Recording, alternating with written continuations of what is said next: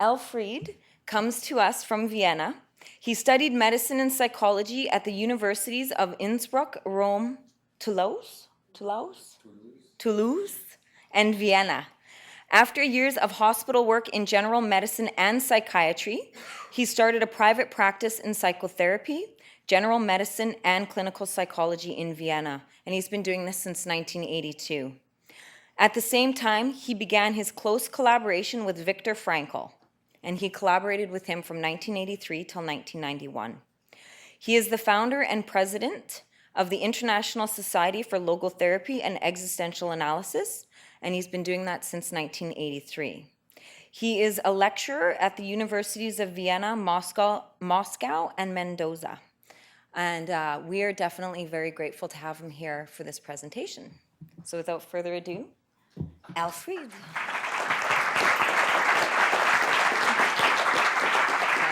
Thank you. Thank you, Teresa. Thank you to the Canadian Society. Thank you to you for coming this evening and for your interest in existential issues, which are basic in our life.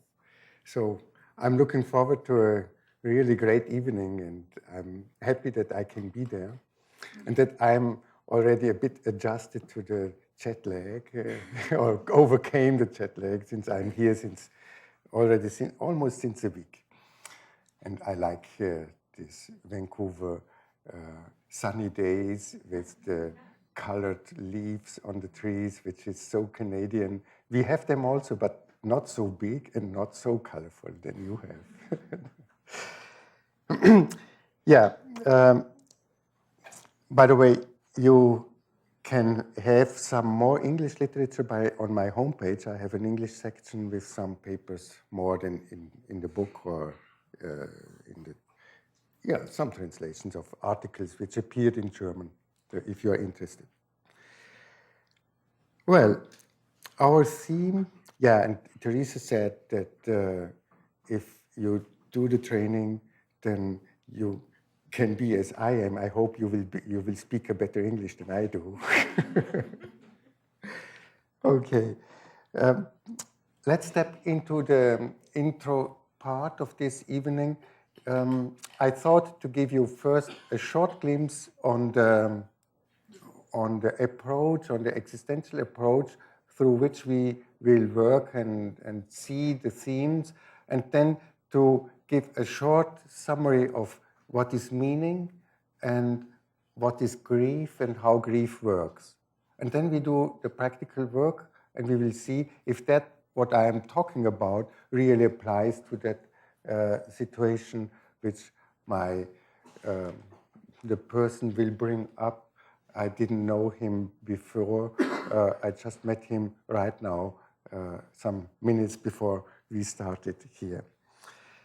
So the interconnection between the theoretical part and the practical part is hypothetical, but we will see what will be the theme afterwards. Existential analysis is talking about existence. What is existence? Existence is a very philosophical term, and you should not shy away to use that word or be shied away because of the use of that word. Existence means simply our way of being here in this world, how we live and act and how we experience our life, how we make decisions. This is the interaction between me, myself, and the world around me. So this is a personal life. Me personally, how I live and how I feel, how I decide, this all belongs to existence. You may use the word life instead of existence. My life, how I live, this is how I exist. Of course, the term existence has connections to a broad background, which is not the theme of tonight, but which gives the idea.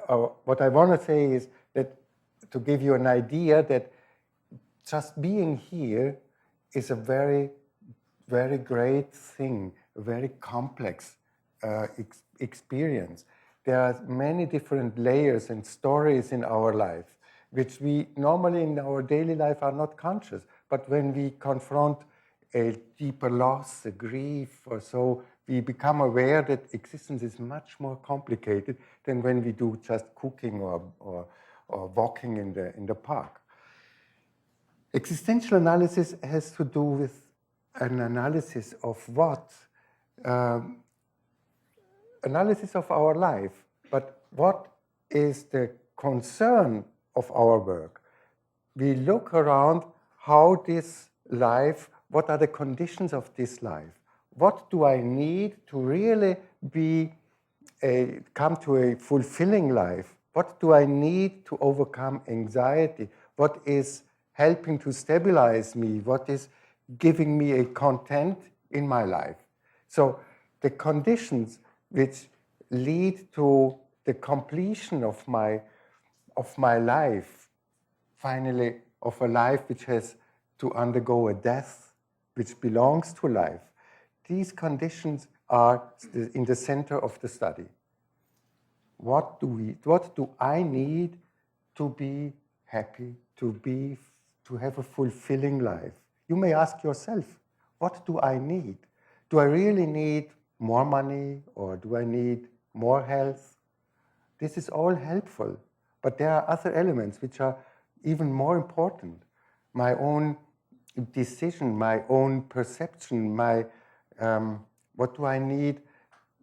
What is lacking, for instance, to be happy right now? If we look at that situation superficially, we would say, well, more time, less difficulties in my professional life, etc. But in depth, these are not the real things which are lacking. You may take the idea with you from this evening, maybe I'm happier than I think. Maybe I need less than I think to have a fulfilling life. Maybe my life is richer than I'm aware of. So just this view on, and in the knowledge that there is a depth in my existence, and that there is much more going on than I'm aware because I'm distracted by the everyday life. This helps to construct a broader life, a deeper life. Existential analysis, therefore, is a procedure which works mainly with the center, the essence of the human being, and that is called person. Me as a person, the one who says me within myself. This is the essence of my existence, the essence of my life. It's not my age, it's not my sex, it's not my welfare, it's not even health. The essence is that there is a me who decides who decides about one's life, my life, and who constructs a house of living, my existence. The truly human center, the person. And instead of person, we may say I or you, the person in the other. To mobilize this person, this means, for instance, that we don't simply ask, how is life going? Am I happy with my life? We ask much more we ask for the person, me personally in my life. So if I am content with myself in my life, if I'm content with what I do, how I decide, how I take my responsibility, then I put myself as a person in the center of my existence, in the center of my life. Then I live a more or truly personal life. Then I live in the feeling that life depends upon me. And that is so important. The outcome of life, that what really counts in one's life, is not what happens to me, the circumstances. No, but the outcome or the importance of my life is what I do with it, how I treat it, how I behave in it, how I decide. So happiness, true happiness in life, depends on me. When I'm not happy with myself, how can I be happy with my life, my circumstances? And so we say the essence of the human being, the me, the person, is really active when we activate this inner dialogue and find that what I do really corresponds to me. If that what I do corresponds to me, I feel and sense an inner yes to what I do. And this means to live with inner consent. The inner consent is this agreement, this harmonization with the situation, that I personally can say yes to my sitting here, to my reading a book, to my walking, to my facing a conflict. And then I'm standing behind myself and I'm present in my life. And this is so important, to become present in one's life.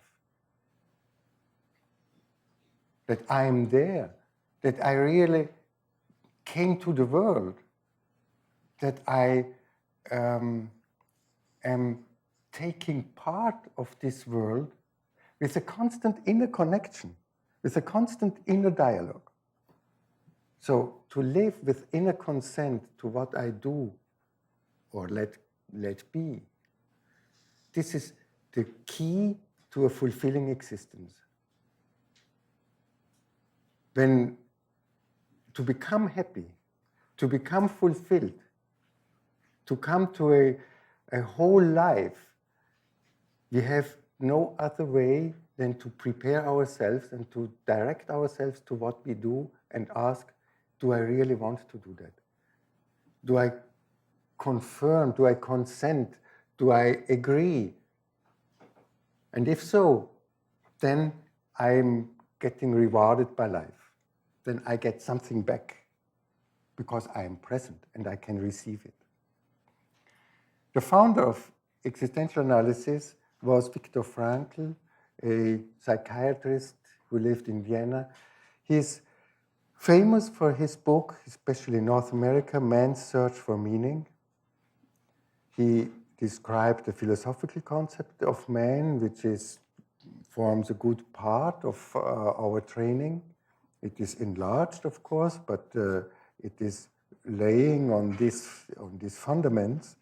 And he brought into psychology and psychotherapy the concept of meaning. He was the first who really concentrated on the value of meaning and the help which meaning can bring to avoid or overcome despair, emptiness in life.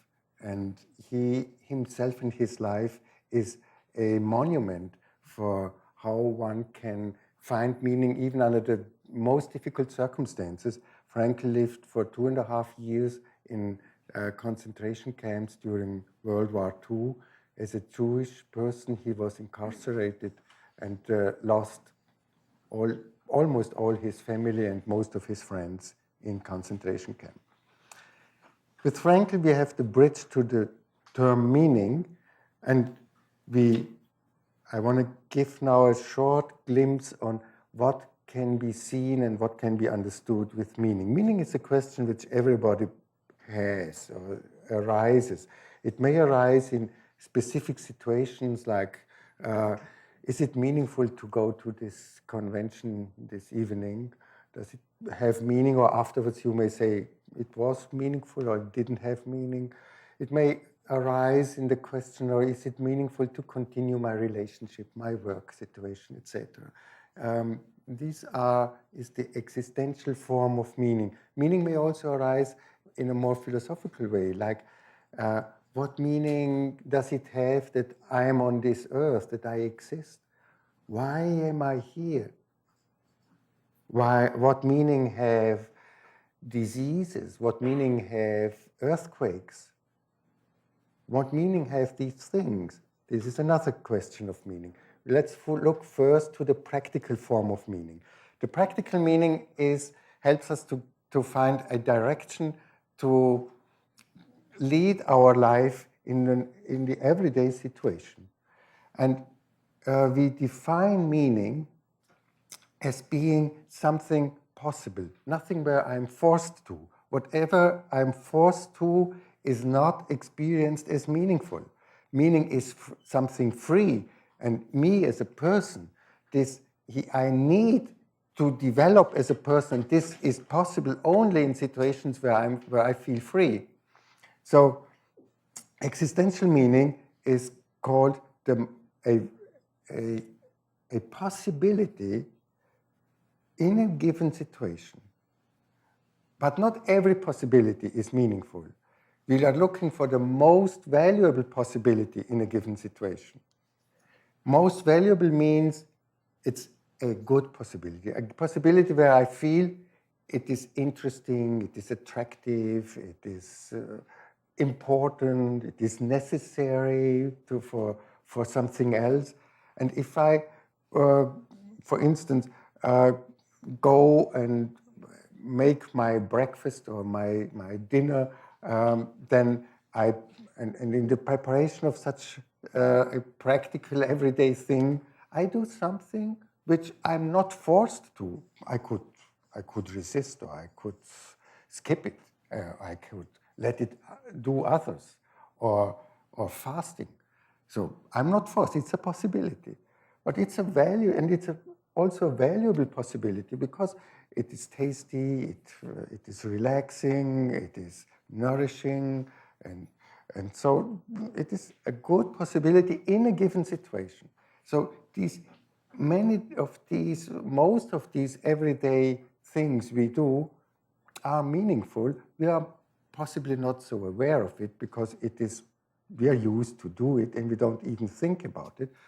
But when we become difficult is when our partners, when the children are blaming us because for that what we do, then we don't see any more meaning to continue with that. So we then fall out of meaning, and when we fall out of a meaningful context, then we suffer from meaninglessness. When the relationship is no longer good, so why should I invest my time and be there and suffer? Has no more meaning. The meaning in such a situation is to work on something, on a good possibility. And a possibility is to talk, to have a dialogue, or even to go into couples therapy. These are good possibilities. This is meaningful action in such a case where I lose meaning, where I suffer from meaninglessness. And we have to change the situation, to work on it, so that we have again the feeling this is a good possibility, what I do. Existential meaning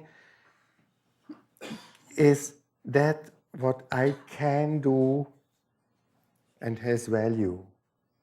And I feel that it is good that I do. Existential meaning, therefore, gives me orientation in my daily life. And when I do not see meaning anymore, this means that something is wrong, something is lacking, either the value or the freedom. The direction in which I lead my life is no longer fulfilling, is no longer good. And then the signal shows up, which tells me, the psychological signal shows up and says me, stop, don't continue that way. This is a dead end way. This doesn't look like it leads to somewhere where it is good to go. Stop here, turn around, or change the situation. Existential meaning. That's the content of this meaning. The other meaning, the more philosophical meaning, the ontological meaning, is the meaning of being, the meaning of that what is there. What for am I on this earth, in this world? What for am I created? This is the question of for the one who made the things. So maybe God or evolution or whatever made this earth. Only he or the accident may know why this earth is and why I exist. I, as a human being, can't really know it. If I knew it, I knew the construction plan of God. Then I could say, oh, I know why I am existing. So our knowledge in this ontological dimension of meaning is restricted.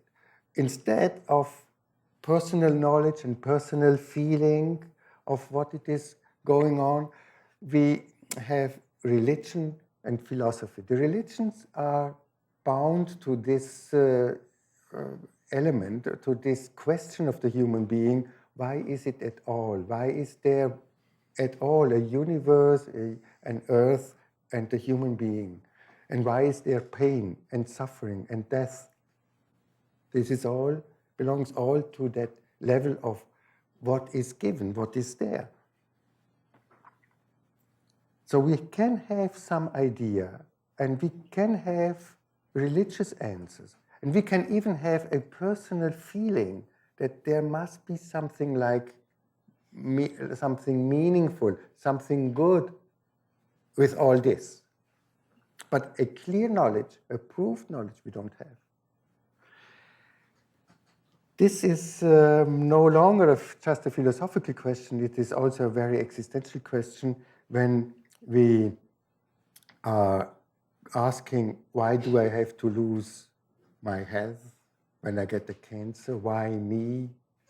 Why do I have to lose a child or my partner when there are great losses? Then the question of meaning, the ontological question of meaning, becomes a very big one to everybody. We want to understand what happens. We want to see how it is connected to the world, to the other values, and we can't really understand. Here we are at the limit of our human understanding of the situations. We can try to understand.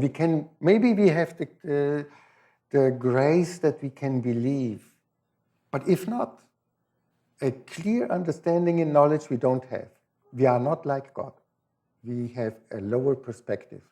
We can have a glimpse, an idea, but not more. And this was this question, which is the classical question for religion, and also a good, deep question in philosophy. This question was difficult in psychology, and people came to psychologists, psychotherapists, to counselors with this question. And until Frankl's work, the psychology didn't have an answer. They only could say, go to the priest, they can tell you more. And Frankl said, there is a part of the meaning question which can be treated psychologically, which does not necessarily belong to the priest. But there is another part where we cannot say more. The ontological question of meaning, this is really not the realm of psychology. But the existential part is a psychological question. And the ontological question, this why do I have to suffer?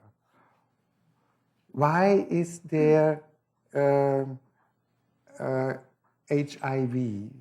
Why is there pain? Why do I have to undergo this loss? This question, we can give this question an existential turn.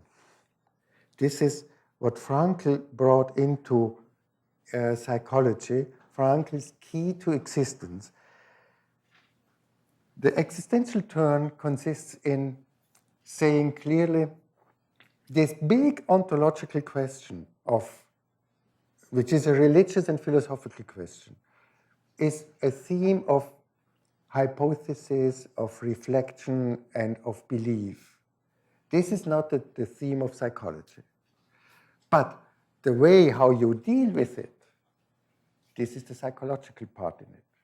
And this was what Frankl took out from the ontological question and was giving him it a turn so that it became graspable for the human being, so that we now can act practically on these big questions where we do not have the knowledge to answer.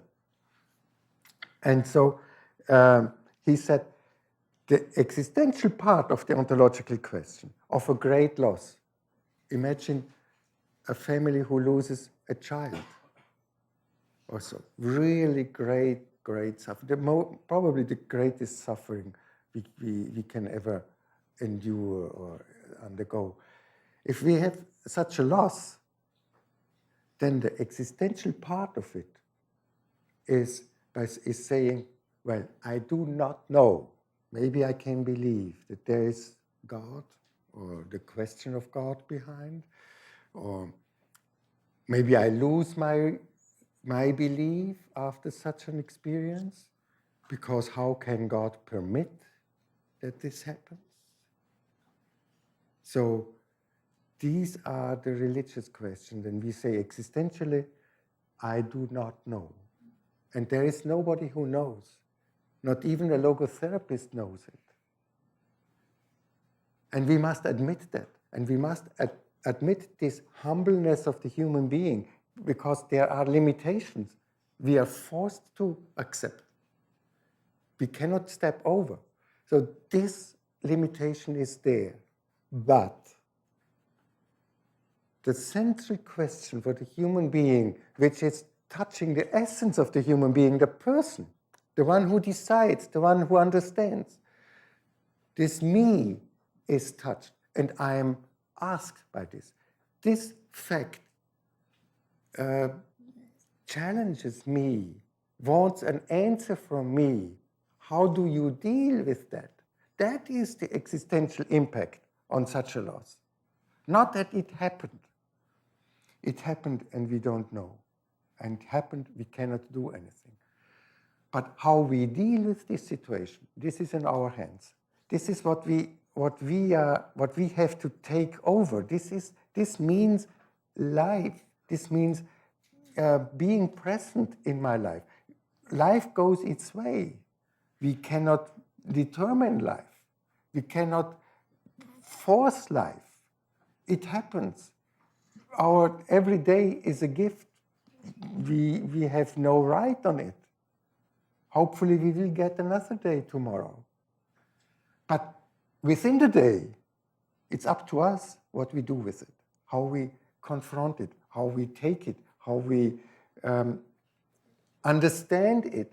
And a basic understanding of existence is that we understand we are constantly questioned by life, asked, what are you going to do with it?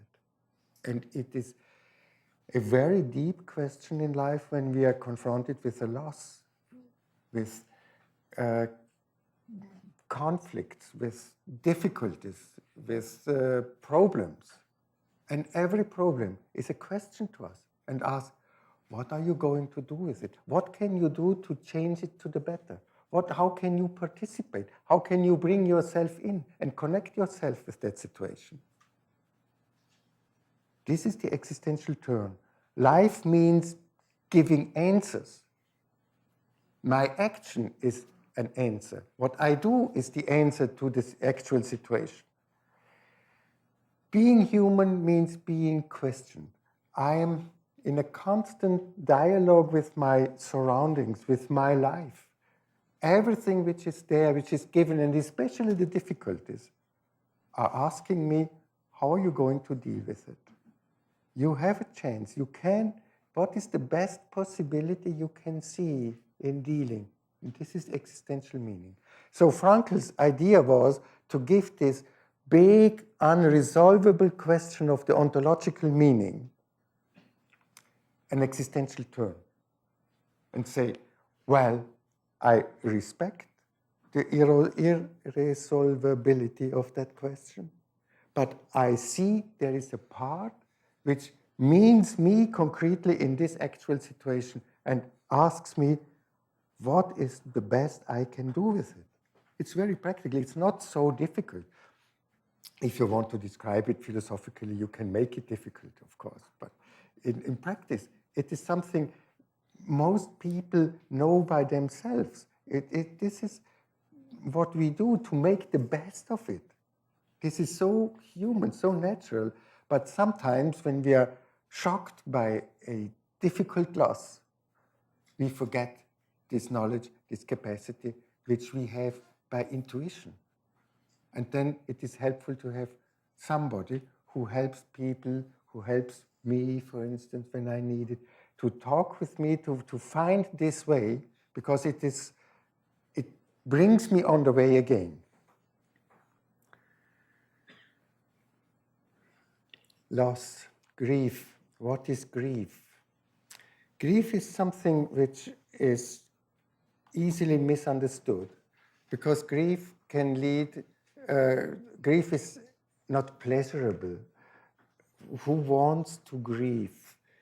Grief is an unpleasant feeling, and at least in Austria, in Europe, in many doctors think they can help people by giving them antidepressants when they are in grief, when they lost their parents or lost a partner, or when they suffer too much from a divorce or so, then they give them antidepressant for not having to grieve, because grief is unpleasant feeling. Therefore, it is very important to have an understanding of what grief is and how it happens and what is the result of grief, to prevent a mistreatment of grief. Grief, what is the theme? About what are we grieving? It is always a value which we lost, a loss of something to which we are connected, something what we love, somebody whom we love, something which is important for us, something we do not want to lose. And so grief starts when we lose something what we do not want. When our car broke down, this can be a little grief because it means a lot of money and work, etc. It is a loss of a quality. And more, of course, when we lose a relationship, when a friendship breaks apart, when we lose our health, when we get sick, chronically sick, and even more when we lose the relationship to a person who is a loss forever, when somebody dies, when our parents die, and friends die, then these are areas where grief plays an important role. Why is grief necessary? This is now a deeper understanding. The situation is clear. Grief is always around a loss. But what are we doing in grief?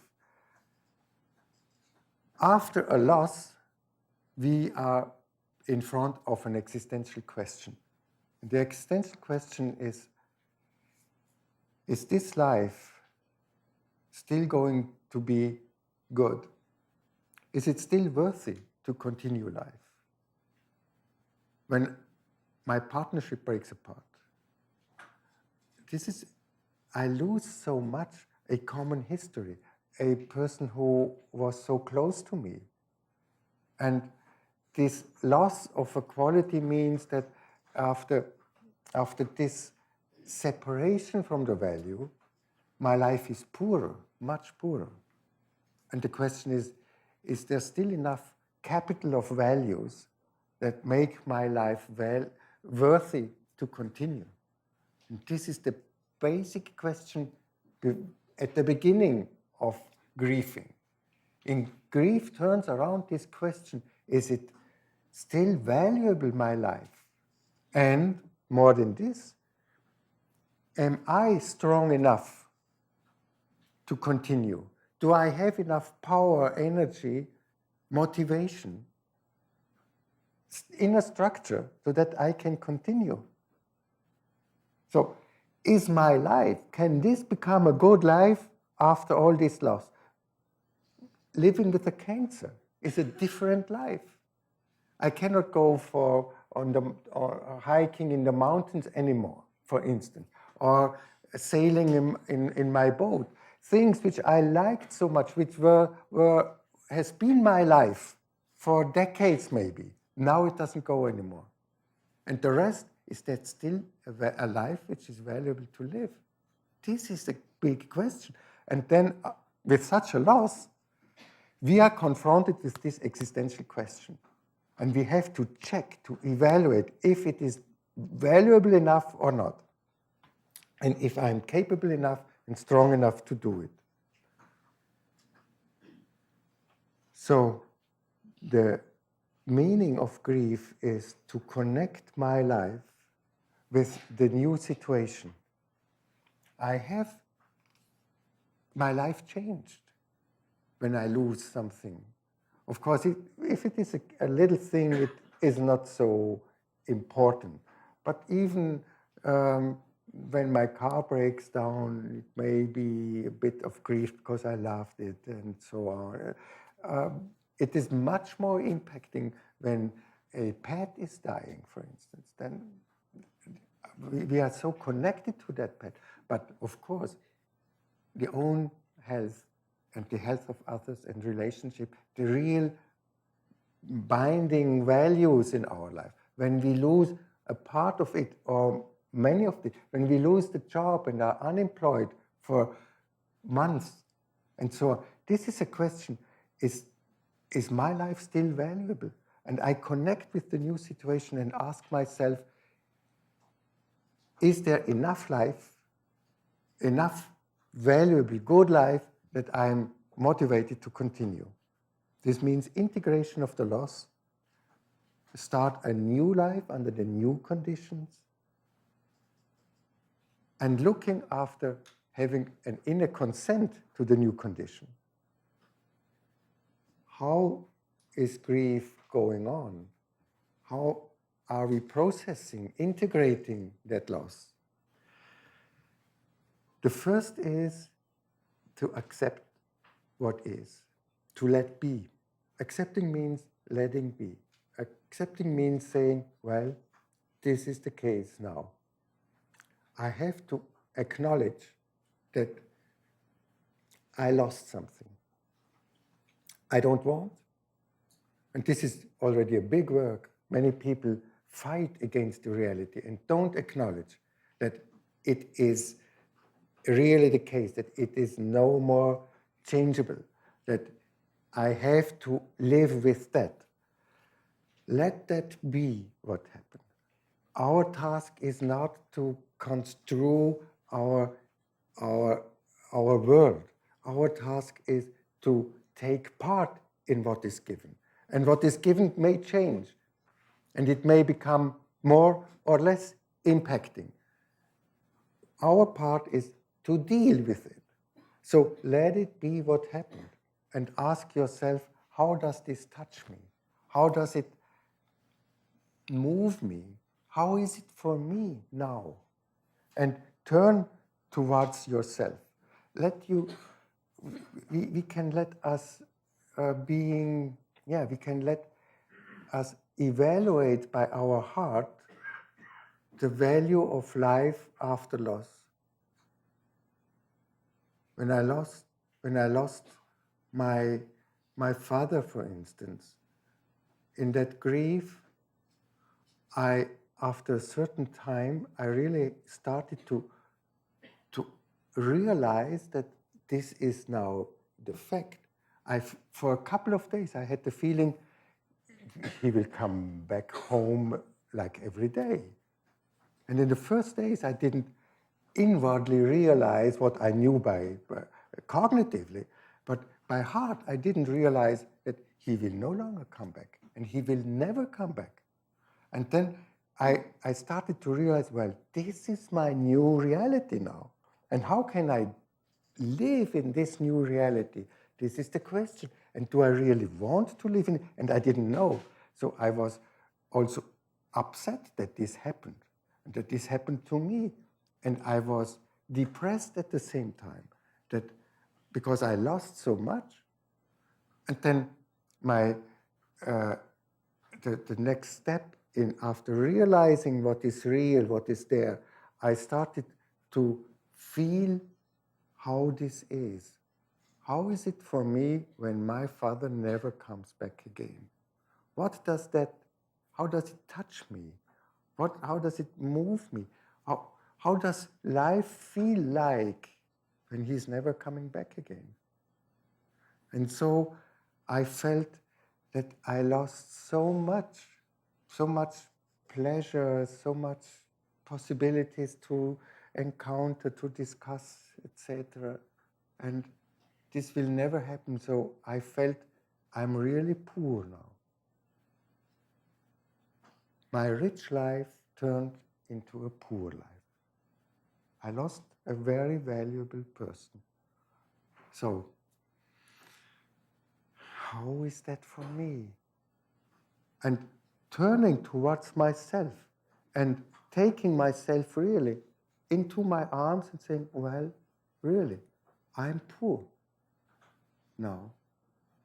And letting it be as it is, this touches me inside. And then what happens is a miracle. We cannot do it, but it happens. We are open for that. We are capable for that. Me, the person within me and my life within me starts to be moved by this contact with my loss, by this turning towards myself, saying, which tells me, you are so poor, really. I see and accept this. And I don't know if I want to live anymore. I'm really not sure. If there is enough hope for a future. And then I started to cry. And crying means there is movement within me. The tears are a sign of life. The tears tell me there is still life within you. And my life tells me, by the tears, I'm still there. Don't give up. I'm with you. It's like the trees after the winter, when they have their first blossoms or their first sheets, green sheets, we say, yeah, that which shows that incredible. The trees look like being dead, and new life comes up. This means having tears. Tears are a sign of a deep inner movement. Life, the movement of life is there and is motivating me, is invading me, is giving me a sign that there is still a relationship to a broader, greater context in which I am, my life. My life is moving me in the tears. Tears prove that there is a connection to life. And the result after a grief is that I know I have lost. That's the fact. But I have regained, deepened my connection to life. But first, life has embraced me. Life showed up being touched by my honest look of what I lost, to my wound, my bleeding wound.